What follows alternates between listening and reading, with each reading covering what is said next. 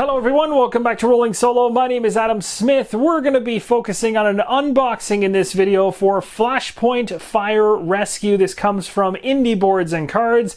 It's a game designed by Kevin Lanzing, and it's a thrilling game of fighting fire, rescuing victims, and teamwork. And this is a game that has been around for quite some time, but it is well known in the solo community as being a solid solo game, which is the reason why I'm showing this on the channel, to see whether or not this is something you would like to pick up and whether the components and contents within this box interest you. So without further ado, we'll flip this game over, find a little bit more about what this game has to offer at a high level, and then we're going to dig inside of this box and take a close look at the components. The call comes in. 911, what is your emergency? On the other end is a panic response of fire. Moments later, you don the protective suits that will keep you alive. Gather your equipment and rush to the scene of a blazing inferno. You must face your fears, never give up, and above all else, work as a team because the fire is raging. The building is threatening to collapse and lives are in danger. You must succeed. Lives are on the line.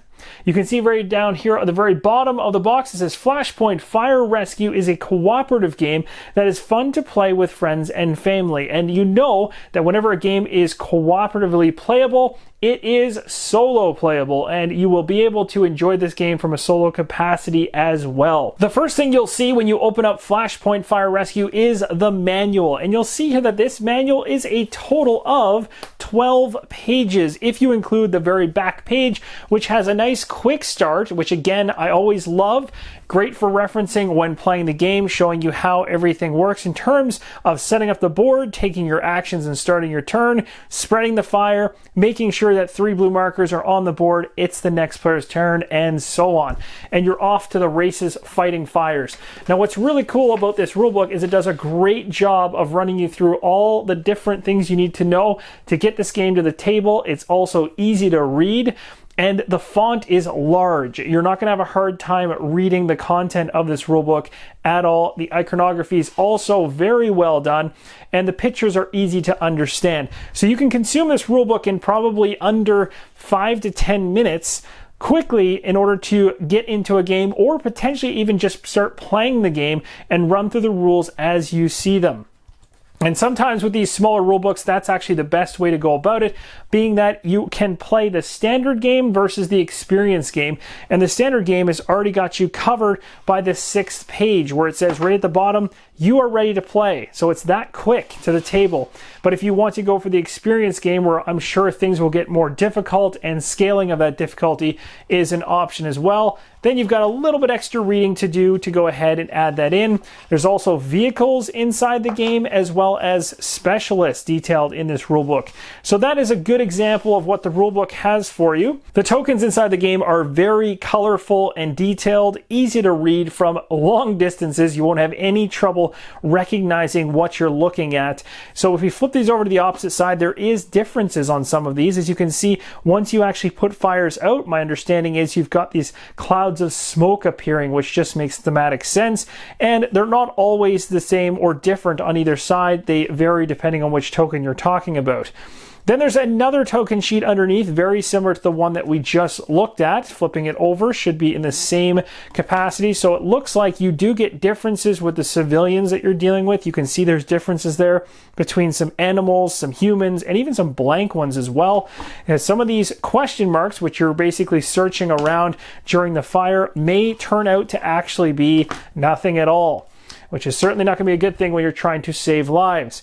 You've also got another one, just like what we've seen before, but again, differences on the back in certain tokens. Here is a look at the game board for Flashpoint Fire Rescue. This is the front side of the board. There's 2 sides. If you flip this over, there's a whole different building on the opposite side. You got iconography all throughout this entire game board. And again, a lot of this I haven't gotten my hands on just yet to understand, but some of it's intuitive.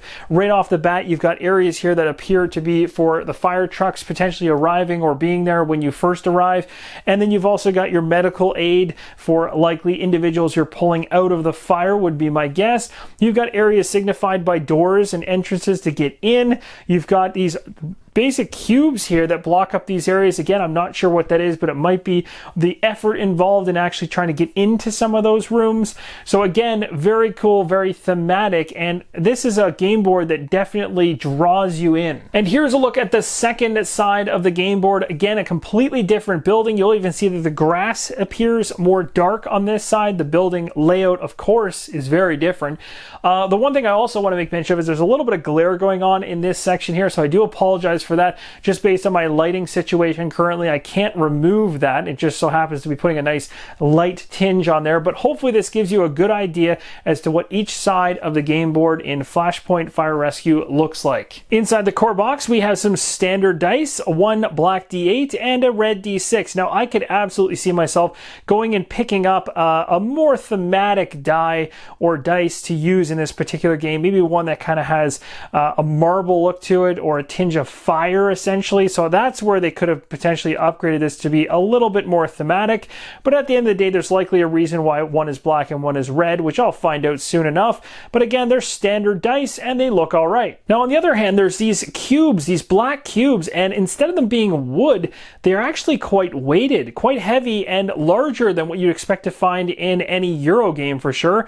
Not that this is a Euro game, but the cubes certainly remind me of something I'd find in a Euro game, but they're really good quality. So I'm actually really surprised at how nice these ones are. And there's not just these ones here, there's also even more of them back here that I couldn't even fit into my hand inside the base box. And here's a look at all the firefighters that come inside the core game. 6 different colors. They're actually really cool looking.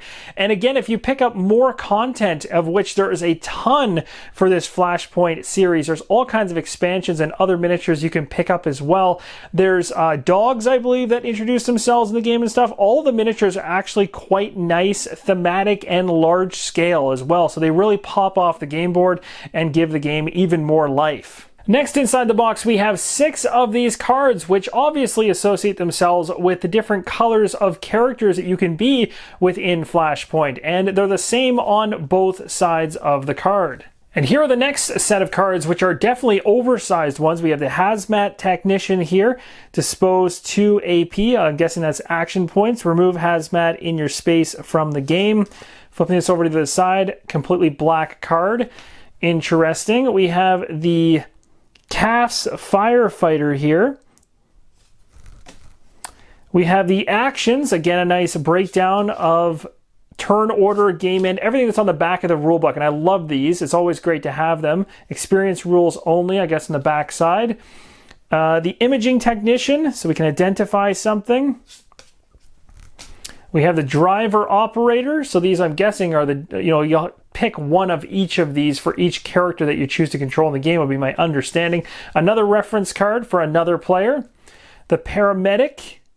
The artwork is very, very nice on these. I do like it quite a bit. The Fire Captain here has quite the action here down below with the command, of course. Another reference card. The Rescue Specialist. The Generalist, no special abilities or actions because it has just a ton of, I'm guessing, action points to use when in there. And again, another reference card. And that actually is everything inside of Flashpoint Fire Rescue for the base game. Now, as I mentioned, this game has been out for quite some time.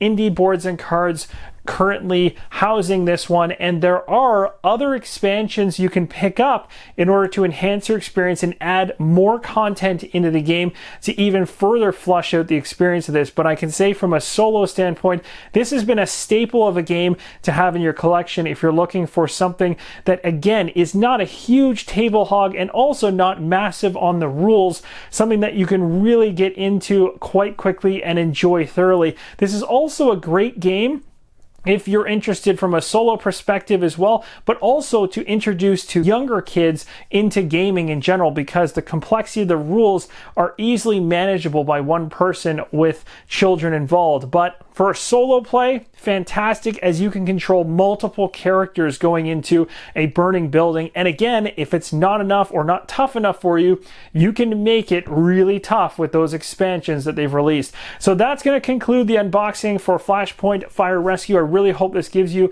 a look at what comes inside the box so you can make an informed decision on it. Thanks again for watching, and as always, keep on rolling solo.